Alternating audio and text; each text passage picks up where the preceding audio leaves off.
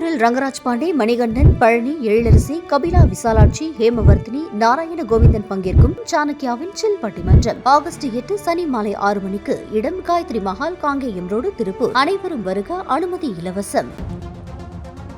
விவசாயிகள் நலன்களுக்காகவும் கர்நாடக வாழ் தமிழ் சொந்தங்களுக்காகவும் யோசித்து செயல்படுவதுதான் தமிழக முதல்வர் விஜயின் மனசாட்சி உள்ள மக்களாட்சி என தாவேக தெரிவித்துள்ளது. திமுக போல சுயநலம் கொண்டு தனி ஆவர்த்தனம் செய்ய துடிப்பது தமிழக முதல்வர் கிடையாது என திமுக தலைவர் ஸ்டாலினின் குற்றச்சாட்டுக்கு தாவேக பதிலடி கொடுத்துள்ளது.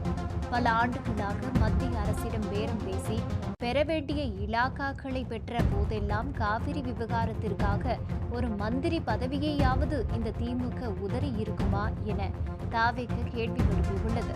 ஆட்சியில் இருக்கும்போது சத்தம் போடுவது போல சவுண்டு கொடுத்துவிட்டு மியூட் மோடுக்கு சென்று மியாவ் சென்று கூட சத்தம் எழுப்பாத காரிய பூனைதான் திமுக என தாவேக விமர்சித்துள்ளது. எப்போதும் மக்களை தூண்டிவிட்டு குளிர்காயும் திமுக இப்போது எரிச்சல் மற்றும் விரக்தி மோடில் அலறிக்கொண்டு இருக்கிறது என தாவேக கூறியுள்ளது.